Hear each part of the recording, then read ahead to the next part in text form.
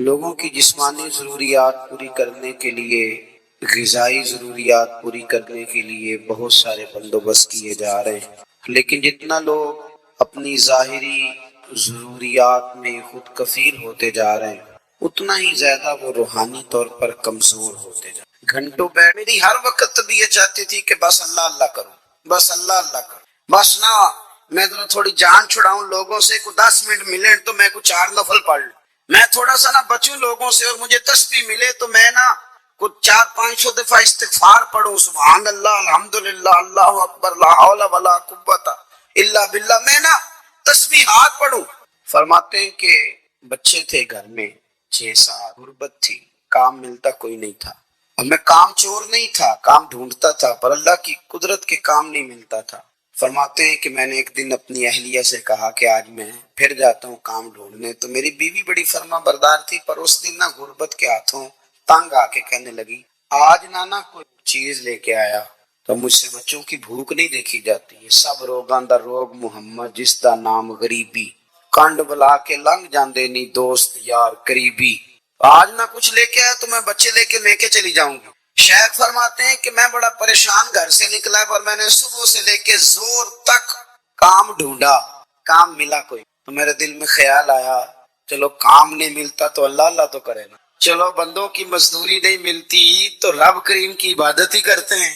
فرماتے ہیں کہ میں نے نا فرات کے پانی سے وضو کیا، نہر کے، شدید دھوپ تھی، ساتھ ریت تھی اور ریت تپ رہی تھی، میں نے اپنا رومال وہیں مصلی کے طور پر بچھا لیا، اور فرماتے ہیں کہ زور سے لے کر عصر تک نماز پڑھی، دھوپ بھی پورے زور پہ، پر میرے سجدے کا ذوق بھی پورے زور۔ فرماتے ہیں سورج بھی چمک رہا ہے اور رب کی عبادت کا ذوق بھی پورے زور پہ، میں سجدہ کروں تو پھر میرا اٹھانے کو جی نہ چاہے۔ میرے استاد لکھا کرتے تھے، یہ ان کا شعر ہے، وہ کہا کرتے تھے مجھے سوز دے، مجھے ساز دے، اور مجھے نیم شب کا نیاز دے، دم سجدہ خود کو میں توڑ دوں، مجھے ایسا ذوق نماز دے، اور میں تیری بہار کا پھول ہوں، میں کھلا بھی ہوں تو تیرے لیے، مجھے میری شاخ سے توڑ لے، مجھے اپنی زلف کا ناز دے۔ اللہ تبارک و تعالی نے قرآن مجید کے 24ویں پارے سورہ حامیم سجدہ کی آیت نمبر 34 کے اندر ارشاد فرمایا کہ وَلَا تَسْتَوِي الْحَسَنَةُ وَلَا السَّيِّئَةُ، فرمایا نیکی اور بدی برابر نہیں ہوتی، کبھی بھی نیکی اور بدی برابر نہیں ہوگی۔ اتنا حسین اور خوبصورت اصول قرآن پاک نے بیان فرمایا نیکی ہمیشہ نیکی رہے گی اور بدی ہمیشہ بدی رہے گی۔ برائی کی، گناہ کی معاشرے میں جتنی مرضی پذیرائی ہو جائے، اور اگر بڑے بڑے لوگ بھی خدا نہ خواستہ اس بدی اور گناہ میں مبتلا ہو جائیں تو بدی بہرحال بدی رہے گی، وہ نیکی نہیں ہو سکتی۔ بڑے بڑے پرسنالٹیز اور بڑے بڑے لوگ بھی اگر کسی گناہ میں ابتلا کا شکار ہو جائیں تو گناہ بہرحال گناہ ہے۔ بہت بڑا آدمی ہو، بہت بڑا آدمی، بظاہر بہت بڑی شخصیت کہلاتا ہو، لیکن اگر بے پردہ عورتوں کے بیچ وہ کھڑا ہے اور ان کے ساتھ محض گفتگو ہے اور اس عمل پر وہ راضی ہے، تو وہ جتنا مرضی بڑا ہے گناہ تو گناہ ہی رہے گا، اس نے نیکی نہیں بننا۔ بڑی شخصیت اس ابتلا میں مبتلا ہو یا برائی کی بہت زیادہ پذیرائی ہو، لوگ برائی کو بہت زیادہ اہمیت دینے لگ جائیں تو پھر بھی وہ اچھائی نہیں بنتی۔ لوگ یہ کہتے ہیں جی یہ کام سارے لوگ کر رہے ہیں، بھئی سارے کیا، ساری دنیا کرے، لیکن برائی نے برائی ہی رہنا ہے، اس نے اچھائی نہیں بننا۔ نیکی ہمیشہ نیکی رہتی ہے، وہ ہمیشہ نیکی ہے۔ کوئی بندہ اس بات کو اہمیت نہ دے کہ گلی سے روڑا اٹھانا چاہیے، نہ لوگ اس کو اہمیت دیں، نہ کوئی بڑا کام سمجھیں، لیکن میرے نبی پاک علیہ السلام نے فرمایا یہ نیکی ہے تو یہ نیکی رہے گی، نہ لوگ توجہ کریں۔ لوگ بے شک یہی سمجھیں کہ لاکھوں روپیہ لگانا ہی صدقہ ہے، لوگ یہی سمجھیں کہ جانوروں کا ذبح کرنا ہی صدقہ ہے، لیکن حضور صلی اللہ علیہ وسلم نے فرمایا مسکرا کے ملنا بھی صدقہ ہے، تو مسکرا کے ملنا بھی صدقہ ہی رہے گا۔ نہ لوگ اس پر توجہ دیں، رویوں کو تلخ رکھیں اور جیبوں کو کھلا رکھیں، تو چونکہ مسکرا کے ملنا خیر ہے تو لوگوں کے چھوٹا سمجھنے سے اس خیر نے کوئی ختم نہیں ہو جانا، خیر تو خیر ہی رہتی ہے، شر ہمیشہ شر رہتا ہے۔ تو یاد رکھیں کہ نیکی اور بدی کبھی برابر نہیں ہوتی، خیر کا کام ہمیشہ خیر کا کام رہتا ہے، برائی کا کام ہمیشہ برائی۔ اور پھر ایک اور بات بھی، برائی پر لیبل جتنا مرضی اچھا لگا لیا جائے، پیپر جتنا مرضی اچھا چڑھا لیا جائے، برائی کی وضاحت کرنے والے جتنی مرضی اچھی وضاحت کریں، لیکن اس کے باوجود بھی برائی ہمیشہ برائی رہے گی، وہ کبھی وہ نیکی نہیں بن سکتی. یہ یاد رکھ لیں، اس کو سمجھ لیں. ہمارے ہاں یہ ہوتا ہے کہ برائیوں کا دفاع کرنے والے بڑا بڑا تگڑا دفاع کرتے ہیں اور بڑا بڑا زبردست وہ اس کی وضاحت پیش کرتے ہیں اور بڑے دلائل کے ساتھ اسے مزین کرتے ہیں، برائی پر بڑا میک اپ کرتے ہیں، پر برائی نہیں رہنا، برائی ہے وہ اچھائی بن سکتی نہیں. اور نیکی کے کام کو جتنا مرضی دبا لیا جائے، معاذ اللہ جتنا مرضی کہہ لیا جائے کہ یہ پرانی باتیں، جتنا مرضی کہا جائے کہ یہ پرانا رواج ہے، جتنا مرضی کہا جائے کہ حالات بدل گئے ہیں، پر نیکی نے بہرحال نیکی رہنا ہے. قرآن نے اصول بیان کر دی، فرمایا وَلَا تَسْتَوِي الْحَسَنَةُ وَلَا السَّيِّئَةُ، نیکی اور بدی کبھی برابر نہیں کی جائیں گی. نیکی نیکی رہے گی، بدی بدی رہے گی. یہ سمجھ لیں اچھے طریقے سے. پھر ارشاد فرمایا اسی آیہ مقدسہ میں، فرمایا ادفع باللتی ہی احسن، اس طرح کرو کہ برائی کو جب بدلنا ہو تو اسے اچھائی کے ساتھ بدل دو. ادفع باللتی ہی احسن، برائی کو اچھائی کے ساتھ بدل دو، برائی کو برائی کے ساتھ نہ بدلنا. فائدہ تمہیں یہ ہوگا کہ فَإِذَا الَّذِي بَيْنَكَ وَبَيْنَهُ عَدَاوَةٌ، وہ آدمی جس کے اور تمہارے بیچ بہت گہری عداوت بھی ہوگی. جن لوگوں کے بیچ اور تمہارے بیچ اگر عداوت ہوگی اور تم نے ان کی برائی کو اچھائی سے بدل دیا تو ملے گا کیا؟ کَأَنَّهُ وَلِيٌّ حَمِيمٌ، وہ جس کے اور تمہارے بیچ گہری عداوت تھی نا، اب تمہاری اور اس کے درمیان گہری دوستی ہو جائے گی. ولی حمیم، وہ تمہارا گہرا دوست بن جائے گا. عداوت والوں کو دوست بنانے کا طریقہ، دشمنوں کو دوست بنانے کا طریقہ جو قرآن پاک نے بیان کیا ہے وہ یہ ہے کہ ادفع باللتی ہی احسن، اس طرح کرو کہ برائی کا بدلہ برائی سے نہ دو بلکہ برائی کا بدلہ اچھائی کے ساتھ دو، پھر تمہاری دشمنیاں دوستیوں میں بدلیں. ہم نے یہ کیا ہے کہ معاشرے نے ہمیں سخت کر دیا ہے. آہستہ آہستہ لوگوں کے رویوں کی صورت دیکھ دیکھ کے ہم اپنے رویوں کو تلخ کرنے لگے ہیں. تو اینٹ کا جواب پتھر سے دینا شروع کر دیا، گالی کا جواب 10 گالیوں سے معاذ اللہ دینا شروع کر. اگرچہ کیا معاشرے نے، لیکن اس کا نقصان یہ ہوا ہے کہ دشمنیاں دشمنیوں میں بدلتی چلی جا رہی، اپنے بیگانے ہوتے چلے، رشتے ناتے ٹوٹنے لگے، دوست بچھڑنے لگے، اپنے بڑے اپنے تھے پر وہ غیر ہونے لگے، عداوتیں بڑھ گئیں. اور اگر ہمارا تھوڑا سا رویہ یہ ہوتا کہ دشمنی کا جواب دشمنی سے نہیں دینا، دشمنی کا جواب تھوڑا سا اچھے طریقے سے دینا ہے، پیار سے دینا اور خوبصورتی کے ساتھ دینا ہے. حضرت عقبہ بن عامر رضی اللہ تعالیٰ عنہ ایک صحابی ہیں، وہ کہتے ہیں کہ میں نے حضور سے ایک بات پوچھی بڑی گہری کر کے، تو نبی پاک صلی اللہ تعالیٰ علیہ وسلم نے 3 جملوں میں مجھے جواب دیا. آپ فرماتے ہیں کہ اس پر عمل تو میں نے بعد میں کرنا تھا، لیکن جب میں وہ بات سن رہا تھا نا، اس جواب کو جب میرے کان سن رہے تھے تو اس وقت ہی اللہ نے میری روح کو ٹھنڈا کر دیا. اسی وقت ہی میری طبیعت پھولوں کی طرح حشاش بشاش ہو گئی، میرے وجود میں خوبصورتی دوڑنے لگی. امام سیوطی علیہ الرحمہ نے اس کو لکھا ہے. حضرت سیدنا عقبہ بن عامر رضی اللہ تعالیٰ عنہ کہتے ہیں میں نے بارگاہ رسالت مآب صلی اللہ علیہ وسلم میں عرض کی، میں نے کہا حضور میں اخلاق اختیار کرنا چاہتا ہوں پر ذرا اعلیٰ قسم کے، تو مجھے آپ وہ عمل بتائیں جو افضل ترین عمل ہو، بہترین عمل بتائیں، میں عمل کرنا چاہتا ہوں. کہتے ہیں حضور نے 3 جملے ارشاد فرمائے. اللہ کے محبوب علیہ الصلوۃ والسلام فرمانے لگے سن، پھر جو تجھے محروم کرے نا اسے دیا کر، اور جو تجھ سے توڑے اسے جوڑا کر، اور فرمایا جو تیرے اوپر ظلم کرے اسے معاف کر دیا کر، رب تیرے اخلاق کو سب سے اعلیٰ بنا دے گا. یہ افضل ترین اعمال ہیں، افضل ترین اعمال. پھر غور کریں تینوں بات، جو تجھے محروم کرے تو اسے دے. یہ نہ کہے کہ جب میں الجھ گیا تھا تو تیرا رویہ کیا تھا، نہ جب تجھے محروم کرے تو اسے دے. اور فرمایا جو تجھ سے توڑے اس سے جوڑ. یعنی اب اس کا معنی یہ ہے کہ کچھ لوگوں کے پیچھے بھی پھرنا پڑتا ہے، توڑنے والے سے تھوڑا سا جوڑ، تھوڑا بازو کھول. اور فرمایا جو ظلم کرے نا تو اسے معاف کر. قربان جائیں کبھی ان تینوں فکروں پہ تھوڑا سا رات کو سوچو. یوں لگتا ہے کہ ان فکروں نے چارپائی جو تھی وہ زمین پہ تھی لیکن آسمان تک پہنچا دی. آپ یہ حد ہے، رسول کریم صلی اللہ علیہ وسلم نے جو بات کر دی وہ ختم ہو گئے، قلم ٹوٹ گئے.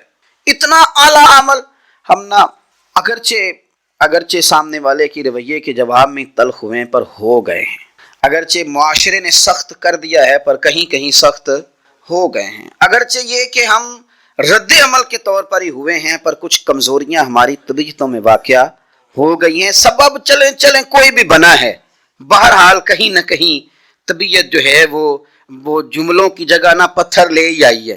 کہیں محسوس ہوتا ہے کہ اب میٹھے نہیں رہے, تھوڑے تلخ ہو گئے ہیں. کچھ لوگوں کے بارے میں ہماری بات سخت ہو گئی, یہ درست نہیں ہے. حضرت سیدنا عبداللہ بن عبید کہتے ہیں کہ سب لوگوں نے حضور سے عرض کیا تھا احد کے دن, کیونکہ احد کا دن بڑا سخت دن تھا. نبی پاک صلی اللہ علیہ وسلم کا چہرہ مبارک لہو لہان تھا, حضور تکلیف میں تھے. قریبی حضور کے قریبی حضرت امیر حمزہ رضی اللہ تعالیٰ عنہ جیسی ہستیاں شہید ہو گئیں. جو اتنی سخت برائی کرے اور پھر انہوں نے خالی شہید نہیں کیا, یعنی برائی کرنے کی حد کر دی کہ جناب امیر حمزہ رضی اللہ تعالیٰ عنہ کی آنکھیں نکال دی, ہونٹ مبارک کاٹ دیے, ان کے وجود کو ٹکڑے ٹکڑے کر دیا معاذ اللہ, تکلیف میں حضور کو مبتلا کیا. اس ماحول میں اللہ کرے آپ اس درد کو سمجھیں. یہاں بھی کیا دعائیں یاد رہتی ہیں, یہاں بھی اب اس موقع پر آ کے بھی آپ نے نیکی کرنی ہے. کہتے جب ہم نے تڑپ کے کہا نا حضور آج کاری دیں دعا, یہ تباہ ہو جائیں, آج کریں آپ دعا, تو کریم رسول صلی اللہ تعالی علیہ وسلم کو جب سبھی لوگ کہہ رہے تھے تو حضور نے کیا جواب دیا. حضور فرمانے لگے سنو, کیا تم بار بار سبھی لوگ ایک ہی بات کرتے جا رہے ہو؟ عبداللہ سنو, رب کریم نے مجھے نہ تانے دینے والا بنا کے بھیجا ہے نہ لعنت کرنے والا بنا کے بھیجا ہے. اس نے مجھے دین کی طرف دعوت دینے والا بنا کے بھیجا ہے اور رحمت کرنے والا بنا کے بھیجا ہے. آپ جملوں کے باتوں کے مقابلے میں بات پر غور کریں. فرمایا نہ ہم لعنت کریں گے نہ تانا دیں گے, مجھے پتا ہے تیرا تو کون ہے, میں جانتا ہوں تیرے خان. یہ تو تانا ہے, یہ تو کچے لوگ بات کرتے ہیں. یہ تو وہ لوگ بات کرتے ہیں جو اپنا لیول لو کر لیتے ہیں, کہتے ہیں مجھے پتا ہے یہ کل کیا ہوتا تھا. او بھائی رہنے دے, یہ بات کر کے تو نے اپنے آپ کو زمین بوس کر لیا ہے, یہ لفظ ہی ٹھیک نہیں, تیری ترتیب ہی غلط ہے. حضور فرمانے لگے سنو, دیکھیں دو باتیں, جواب میں دو باتیں. فرمایا نہ تو میں تانے دینے والا ہوں نہ لعنت کرنے والا ہوں. تو حضور پھر آپ کیا ہیں؟ تو کریم فرمانے لگے میں دعوت دینے والا ہوں اور رحمت کرنے والا ہوں. اگر کسی میں عیب آئے گا تو اسے تانا نہیں دیں گے, لعنت نہیں کریں گے, بلکہ اسے جا کے دین کی دعوت دیں گے. اس لیے میں کہا کرتا ہوں کہ خطیب میں اور دائی میں فرق ہوتا ہے, واعظ اور مبلغ میں فرق ہوتا ہے. خطیب نے تو خطابت چمکانی ہوتی ہے, کوئی ایسی بات کرنی, کوئی ایسا نقطہ چھوڑنا کہ لوگ واہ واہ کریں. لیکن دائی نے دعوت دینی ہوتی ہے, اس نے پیغام دینا ہوتا ہے کہ آؤ دین کی طرف آ جاؤ, آؤ. واعظ جو ہوتے ہیں نا, واعظ وہ واعظ کہتے ہیں, کوئی سٹوری چھیڑتے ہیں, کوئی کہانی سناتے ہیں, اس میں کوئی رنگ بھرتے ہیں, لوگوں کی دلچسپی پیدا کرنا مقصود ہوتا ہے. لیکن مبلغ یہ کام نہیں کرتا, مبلغ کی ڈیوٹی تبلیغ کرنا ہوتی. ہمارا زمانہ اس میں خطباء پیدا ہوئے, واعظین پیدا ہوئے, دائی نہیں پیدا ہوئے. اور لوگوں نے توجہ بھی دی تو خطیبوں کو, واعظین کو, دائی اور مبلغ کو توجہ. نقصان یہ ہوتا ہے کہ پھر معاشرے کی اصلاح نہیں ہوتی, پھر خطابت ایک سے بڑھ کر ایک. بہت سارے دوستوں کو میں کہتا ہوں, اکثر محفلیں کرانے والوں کو, کہ آپ کا مقصود خطاب سننا ہے, دعوت دین مقصود نہیں. اس لیے آپ نے پہلے ایک خطیب کو سنا تھا, پھر اس سے پہلے ایک کو سنا تھا, پھر آپ نے ذہن بنایا کہ اب فلانے کو بھی سننا ہے, اب فلانے کو بھی بلا کے سننا ہے. تو یہ مقصود مطلب ذائقہ ہے. یہ مقصود یہ ہے کہ کوئی مطلب ایک شخص ایسا ہو کہ بڑھ کے ہو ایک سے دوسرا. لیکن آپ کا مقصود اگر دعوت دین ہو تو پھر تو دو جملے ہی کافی ہیں, ایک بندہ ہی کافی ہے. جس نے سیکھنا تھا تو وہ تو کہہ گئے تھے علموں بس کریوں یار, ایک کو یہ رفتے نو درکار. وہ تو کہہ گئے تھے کہ بس ٹھیک ہے, دو جملے سیکھ لیے تو سیکھ لیے. تو میرے عزیز, آپ کبھی بھی کسی شخص کی برائی کا بدلہ برائی کے ساتھ نہ دیں, ورنہ آپ کو محسوس ہوگا کہ میرا دل سخت ہو گیا ہے, میں کڑن میں آ گیا ہوں. آپ ہر وقت نہ پھر لوگوں کے عیب بیان, لوگ اس طرح کے ہیں, لوگ اس طرح کے ہیں, فلانا یہ کہتا ہے, دیکھو آج اس فلانے نے یہ کہہ دیا. پھر آپ کی طبیعت لوگوں کے ہر وقت عیب ڈھونڈے گی, بیان کرے گی. اور اگر آپ برائی کا بدلہ اچھائی سے دینے لگ گئے, ذہن بن گیا.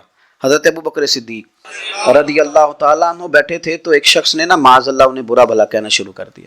کمال کی بات یہ کہ اللہ کے رسول بھی تشریف فرمائے. وہ دیر تک کہتا رہا, صدیق اکبر سنتے رہے. جب صبر کا پیمانہ لبریز ہونے لگا تو ابو بکر صدیق اٹھ کے فرمایا کہ جو تو کہتا ہے سب جھوٹ کہتا ہے, تو غلط ہے. 2-3 جملے کہے تو اللہ کے رسول اٹھ کے چلے گئے. صدیق اکبر کہتے ہیں پیچھے دوڑا, یا رسول اللہ صلی اللہ علیہ وسلم جب تک وہ بولتا رہا آپ تشریف فرما رہے, اور میں نے 2 باتیں کی تو آپ آ گئے. تو کریم نے گویا حضور فرمانے لگے تو اپنے آپ کو لوارث سمجھتا ہے. او خدا کے بندے, جب تک تو چپ تھا نا, رب نے تیرے سرانے فرشتہ کھڑا کیا ہوا تھا جو تیری طرف سے جواب دے رہا تھا. تو کیا سمجھتا ہے کہ لوارث ہے تو؟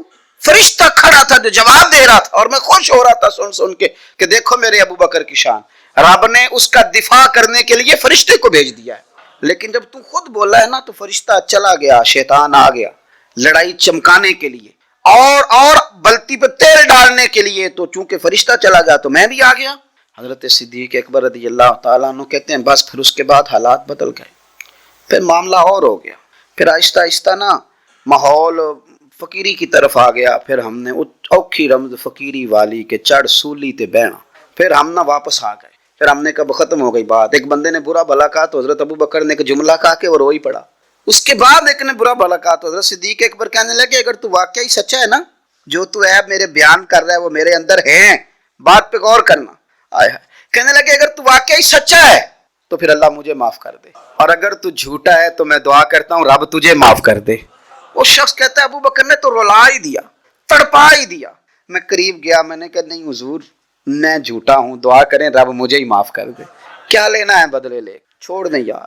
ہر موقع پر لڑائی، ہر موقع پر تلخی، اور اب یقین کریں اب تو نا پروموٹ، اب میں خاندانوں میں، دوستوں میں، یاروں میں، رشتہ داروں میں دیکھتا ہوں کہ اب بیان جاری ہوتا ہے، دو پارٹیاں لڑ رہی ہیں تو بیان جاری ہوتا ہے، اس نے یہ کہہ دیا ہے، اب وہ بیان مارکیٹ میں آ گیا، اب اس پر تبصرے ہوں گے، کوئی کہے گا کہ وہ یہ کرتا ہے، کوئی کہے گا وہ یہ کرتا ہے۔ میں دیہات میں یہ دیکھتا تھا کہ جب خاوند اپنی بیوی کو مار رہا ہوتا تھا نا تو اماں چھڑانے کے لیے پتہ کیا کہتی تھی، اس کہتی ہے بیٹا تجھے تو پتہ ہی نہیں، تو تے صرف آج سنیا نا، شروع تو انج کر دی، چھڑ دے میرا پتر، انہیں نہیں ٹھیک ہونا۔ تو یہ جو آپ نے اماں نے کہا ہے نا، یہ چھڑانے کے لیے نہیں کہا، یہ تو بات بڑھانے کے لیے کہا۔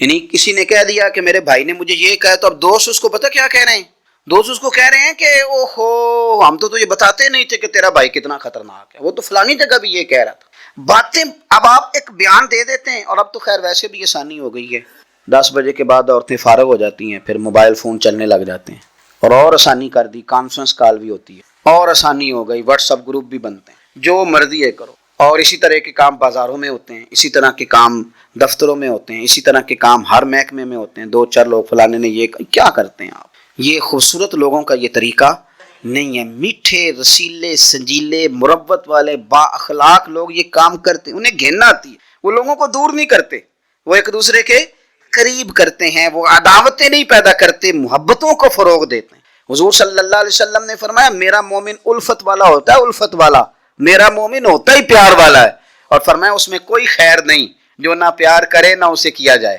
یہ مشکات کے لفظ ہیں، میرے مومن سے تو لوگ پیار کرتے ہیں، اور میرا مومن لوگوں سے پیار کرتا ہے۔ محبت کو فروغ دیں، آپ کوشش کریں کہ آپ کے ساتھ کسی نے شر کیا تو جواب میں آپ شر۔